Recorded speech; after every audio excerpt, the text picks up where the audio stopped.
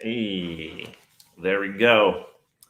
All right, so welcome to the Talking Small Biz podcast. We are still experimenting with ways to capture and ways to put out some content. So we're just going to have a short topic for today. But first of all, I'm Josh with Evergreen Creative Company. I've also got a couple of different profiles. Some people know me as Bane or Bane Tech, so there's that out there as well. Tech Tony, 2022, new year, new podcast, only one profile. For now, Right. Everything's Tech Tony. Yeah, but my professional company is Evergreen Creative Company, but I also do like tech YouTube videos and stuff like that with Bane Tech. That's how I even got into the video platform and stuff, and that's how I learned how to do videos. And the rest is history. At that point, I got a full company now, and here in a studio for that company. So it's like kind of weird thinking that I started with point and shoot camera that was jerry rigged on a desk hutch, looking at my hands, talking about different tech stuff, and that's how I got started. And now I got a full production company. So that's kind of mind blowing. How did you get started with the whole Google stuff? Real quick, for those of you listening to this podcast version, please forgive my cough because allergies. So Bane's editor is going to have to edit my cough out every 2 minutes. We're just making a drinking game. Every time Tony coughs, you got to take a There hit. we go. If you're driving, do not participate in the drinking game. Like if you have water or a soda, just do that. But yeah, how did you get going with your line of work? That's funny. My senior Google strategist and I were talking about that because he was like, "Man, I could be doing like who knows what," because he stumbled upon Google Ads, and that's the same thing I did. I literally stumbled upon this career 100% accidentally, and I just happened to be good at it. is the even crazier part. So, for those of you that are here local to Dothan, Alabama, I used to work for Southeast Toyota, the Mr. Mitchell dealership. I used to work for Mitchell Toyota, and what was happening was I started back then I was Toyo Tony. I wasn't Tech Tony. That's right. Toyota, yeah, that's right. That Facebook page still exists. TOYO Tony. Go check it out. OG Tony. OG Tony. Look at how it started. Look at where we at now. Start from the bottom, work the way up to the top. Type of situation. And what happened was I was doing digital marketing for myself and a little bit for the dealership, but mostly for myself to sell cars. And my mentor, Matt Pinelli, met him again, randomly accidental luck that I met this guy. And he was like, "So, why are you doing this for the dealership?" And I was like, "I don't know. I just think it's a good idea." And he's like, it's a whole career, right? Right. I went, "What?" He's like, "Yeah, like people do this for a living on their own. Like I learned what digital nomads were. I learned, remote workstations." And yeah, Jason's there. Jason remembers Toyo Tony. And one thing led to another. Jim at Veterans Cleaning Solutions heard about me, heard I was doing digital marketing. Jason, Family First Funeral Care, God rest his soul, he's passed away recently. He was my first client that wrote me a check. And it was just kind of like, yeah, I could do Google. Kind of like every other marketer out there, not knowing what they were doing. But one thing led to another. And now, 5 years later, I am currently in the running for top 3% of digital marketers in the nation. That's nation. I thought it was the world. No, the nation. Nation. No, I wish it was the world. Either way, that's a huge accomplishment, though. Yeah. So, we'll see. We find out February 25th if I get that or not. Just being nominated means a lot. Yeah, that's awesome. Yeah, speaking of award stuff, you actually have. Oh yeah, sitting on top of the laptop, using it as a prop. Right, which one is it? It's the top one. It's the top one. All right, guys, we're changing our camera view a little bit here. Now we're crooked. Let's move that. Too crooked.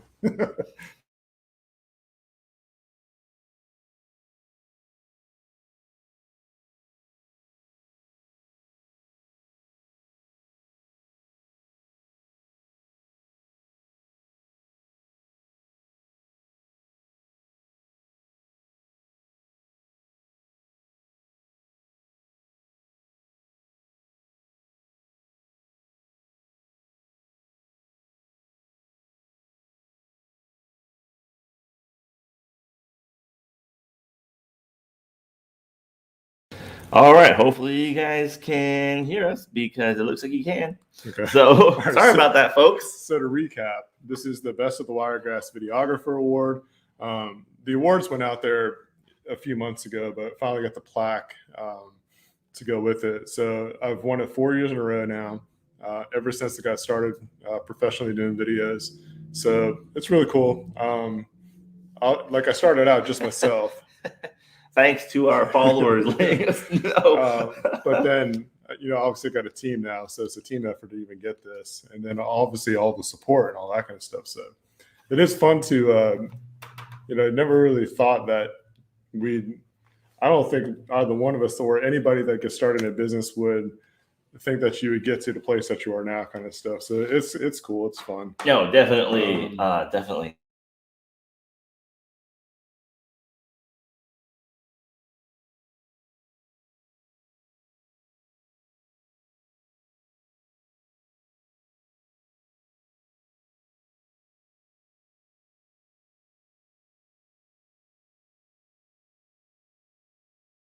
There we go. Sorry, guys. Technical difficulties. Those in the podcast, you can still hear us, but those of us live, sorry. We have just a really jerry-rigged setup right now. It's nothing, not our goals kind of setup, but we'll get there pretty soon. But what was I saying? Just how you got clients in different parts of the world.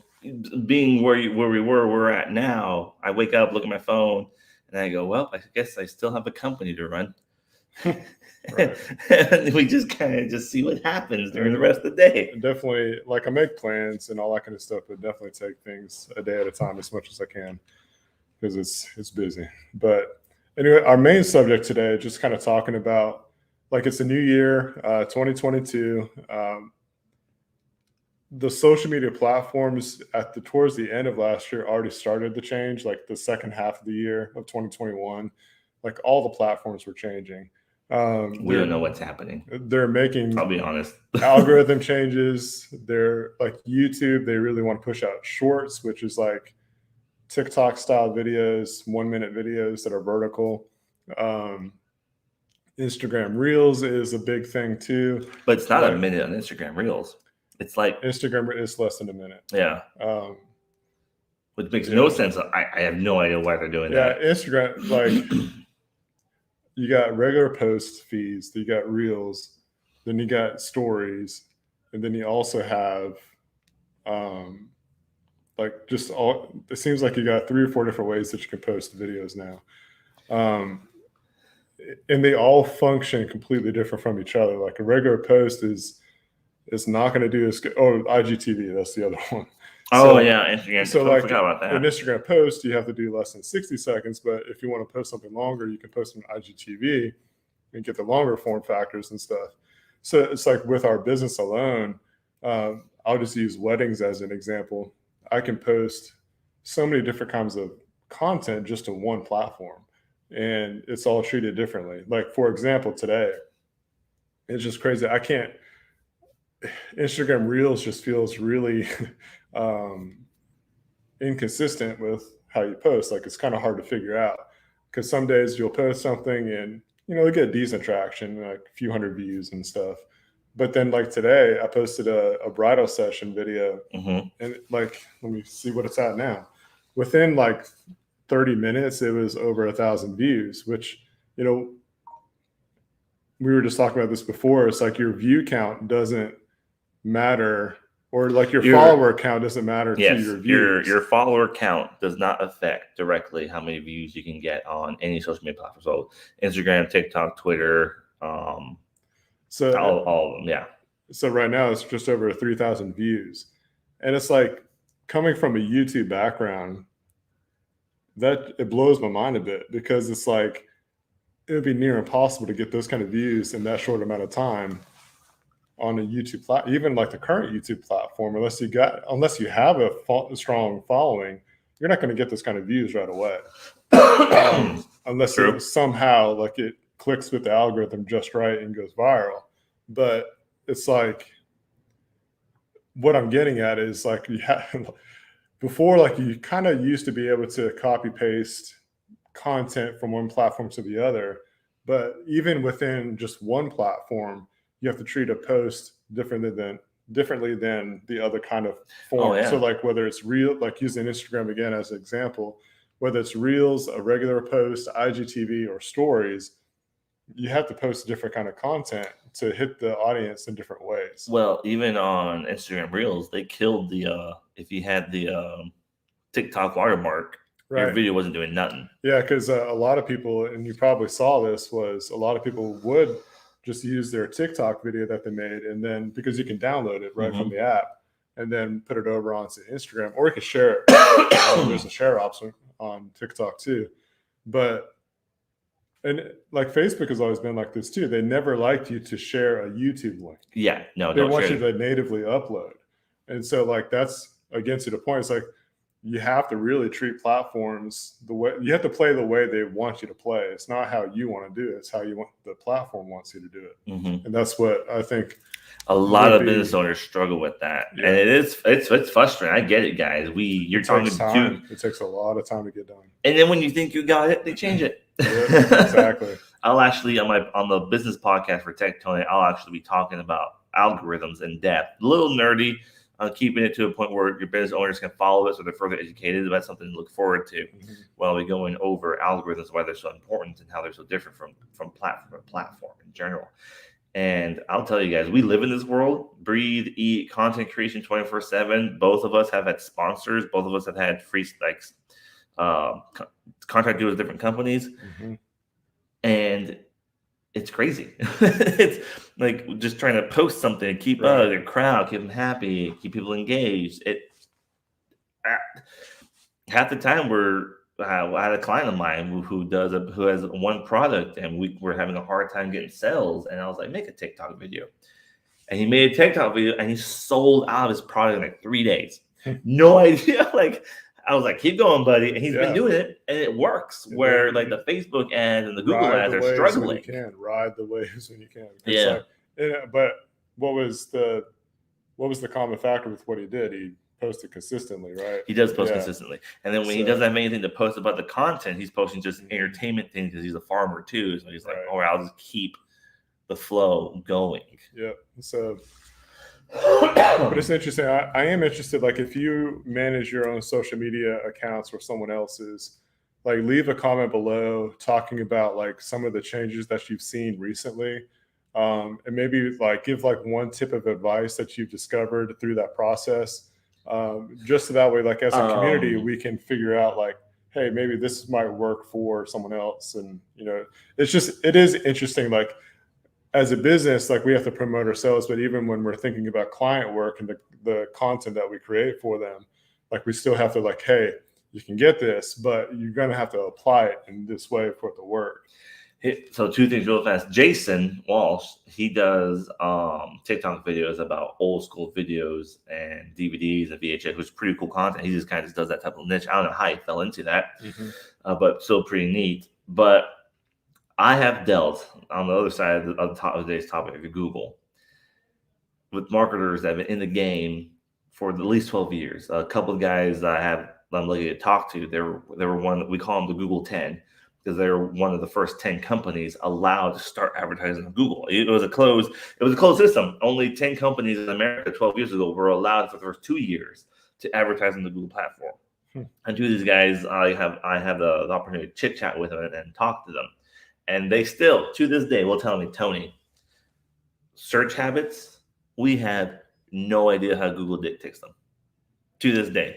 That's crazy. Even though Google is one of the top best performing ad revenues for mass majority of businesses in America, small, big, hot dog stands, whatever you are, Google, if businesses are going to advertise, we tell them the bare minimum, Google and Facebook type of situation. To this day, we still have no idea. Because, like, for example, I was reading a post on Update.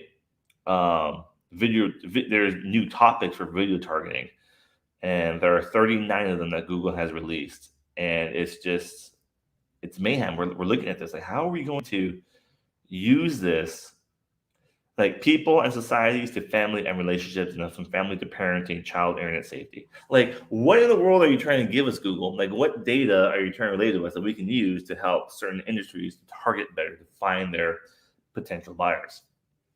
And it's just, and the fact is, these 12-year pros, they're like, we can't answer that question. We don't know.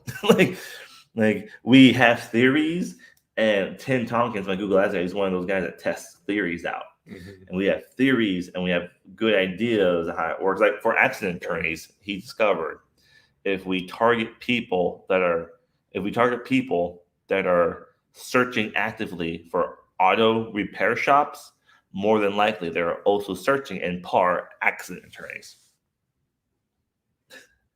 Yeah. And it's been working. Well, There's a high chance that they were in an accident and they haven't contacted right. the lawyer yet, but they're Mhm. looking for an auto repair shop. And he's like, and it works. Yeah. It's kind of crazy. leave off even in like the creator side of stuff. There's Peter McKinnon. He's a photographer, videographer that I follow on YouTube, and he's been trying to like he mostly concentrates on Instagram and YouTube. But then he's tried to do the different like shorts. He's done experiments like with TikTok and YouTube shorts and reels. And he would post the same video, Mhm. or like what he would do is like he would make like a very curated like professional cameras, audio, lighting, all that kind of stuff. He would make that video, but then he would make a similar one with just using his phone, and guess which one performed better? The low quality one. The phone one. So it's just like those kind of things. But then like he would do another test on a different day and kind of swap it around a bit, and it would be like different results. So it's just crazy. You have to mix in the kinds of content too. It's like consistency is key, but you have to be consistently inconsistent too. There are some tactics that are pretty good, like being consistent online. Mhm. If you're doing unscripted videos, they're more likely to do better than a scripted Mhm. video. Things like that. Like we know we're reposting videos. Like I will post first to TikTok, and then a couple weeks later post that video to YouTube, and post that video on and so forth. Recycle the content, because my followers on Twitter are not my same followers on Facebook, and my followers on Facebook aren't the same crowd on YouTube for me. Yeah, so I guess it just boils down to like you have to learn what the platform's game is and play how they want you to play. And I'll use this last example, and then we're going to actually play some game. You can follow us on Twitch at Talking Small Biz. So this is we're on Twitch, guys. We're gonna just stream from the Xbox, and that's gonna be a way. But the last example is like, and this is why you hire professionals, because like people like us, we try to follow the trends, we try to follow what the platforms are doing and all that kind of stuff. We keep up with it, like we nerd out on it kind of stuff. And the church I was with at the time, I don't go there anymore, but I'm not gonna even say their name. But I told them like you need to do live videos, like on a weekly basis, do a live video, prop the phone up and go live. Like simple as that. Go straight from the Facebook app. Like you don't have to do anything extravagant. You know, you can pick a subject or whatever. They finally started doing it, and even to this day, guess what their most performing content is? That live video every day of the week that they choose to do it on. So it's like, but at that point in time, there's a pool hall. I don't know where the heck it is. And there are so many businesses that have missed opportunities because I don't know, they're lazy, they're scared. I don't understand why they don't do it. Right. All this pool hall does on their TikTok, on certain, but specifically we're going to concentrate on TikTok, what they've been doing. They got a camera somewhere that shows the entire pool hall, and you can see how many tables are busy. And people end up calling to reserve tables off their TikTok live stream. That's crazy. Hey, we're on our way. Can we reserve that table? Blah, blah, blah. Yeah, it's all yours, guys. That's pretty interesting. Opportunities to make money, missed opportunities. Businesses are just willing, I don't know, get off their pride or whatever it may be, or afraid or fear of what they may look like online. Yeah. Just like the thing is, like I saw you go back to that church. It's like I was telling the pastor, I'm like, people enjoy you talking. Like they're gonna tune in. They're gonna want to see that side of you. So whether it's at the house or at the church or somewhere else, at that consistent time of day, just like I said, prop that phone up, and they would get consistent views the entire time, every single week. And it's the most performing post that they have. Like I haven't kept up with it lately, but for years, like 2-3 years on the road after that point, it was their most consistent and most viewed stuff. And it's like it's because people knew that you're going to be going live at a certain time. Mhm. There's that consistency. That pool hall that you're saying, people know they can go check in. It's and know on it's there, as long as that live and they stream know will it's go. there. So find a way, like whether it's doing a live video at a certain time of the week every week, or scheduling a post to go to publish at a certain time, or like the more familiar people get with you and what you do, the better. And Mhm. that, I think regardless of all the algorithm changes, the platforms still appreciate that the consistency side. So anyways, That is true. Small businesses, you need to be making your content. Specifically here in Dothan, I have the hardest time getting people making their content. and there's people like us that will make the content for them. Yep, Like for a cost, but we'll well, make it for you. a cost. But it's like we can focus on that side of your business while you focus on the other, and we can collaboratively make it a win-win situation. Like I had one the client. companies that invest into things like what we provide see results. I had one client that took me seriously, and he's like, "All right, I hired an intern to make my content. All she does, she walks in there, creates content, engages the rest of the week with clients. Mm-hmm. Even through COVID, shutdowns, logistic issues with getting what he needs to run his company, Mm-hmm. he has booked. He has had a slow day. Solid. And it's because, yeah, I do a good job with his Google, my business, his Google ads and whatnot. He's running Google ads, but he has to pay a damn penny to Facebook ads, and he gets leads off Facebook because he makes content. That's good stuff. Here in Dothan. I'm just saying, people, you just gotta do it, guys. You just All gotta right. do it. All right, off my high horse, off my soapbox. All right. So if you are interested in watching us play some games, you can head over to Talking Small Biz.